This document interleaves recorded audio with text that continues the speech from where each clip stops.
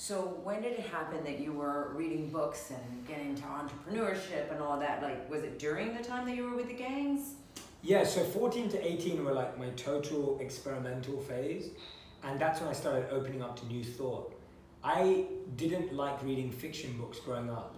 So I spent my whole life believing I didn't like reading.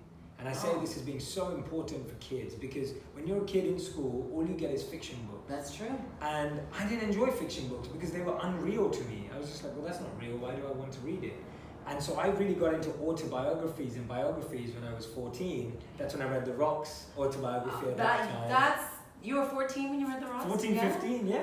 Wow. When it came out. I remember getting it because he was such a big icon for me growing up. So I was like, I want to read The Rock's book. So I read, the first autobiographies I read were The Rock. David Beckham was one of the first autobiographies I read, which I love. I learned so much from that as well.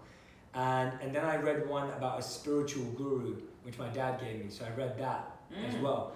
And so I read all those 3 autobiographies from between 14 to 16.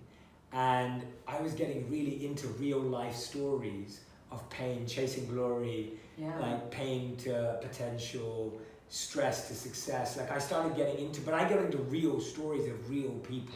That's what I was fascinated by. How did people get over like the odds and that kind of stuff? So tell me about The Rock then. What did that do for you reading that book? I think for me it was just, when you watch wrestling or you watch any sport, you only see the hero and you don't see the hero's journey.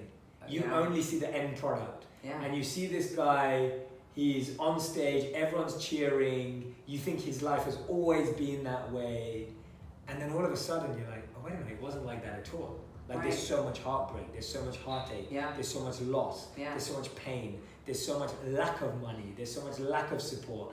And then you see that and you're like, oh, no one's just an overnight success. Oh, everyone who's that successful has been through hell. And I started paving that journey. Or I remember in David Beckham's book, for example, and I know I just remember this, I think it's important to share. He talked about how all his friends growing up were always out drinking and out with their partners. But he would be on a Friday night even practicing his free kicks in a park on his own. He would hang a tire in one corner, a tire in another, and try and get the ball in. And it's like, that's the discipline needed. And you see that with The Rock now, like the amount he's in the gym, the fact that his gym comes around with him when he's shooting a movie. That discipline is what makes them who they are. And I was so lucky that I saw that at 14 and 16, because now I wasn't just seeing The Rock celebrating or doing the people's elbow or winning WrestleMania. I was looking at The Rock as, oh wow man, you've been through a lot. You know, you've been through depression, you've been through, you've been through loss. And that's when I was like, wow, he's a real human being. And there's so much more to his story than I see. And that's what made me start to reflect on me, that there's going to be so much more to my story. The pain, the pressure, the challenges, the mistakes, they're all going to be there. Don't try and avoid them.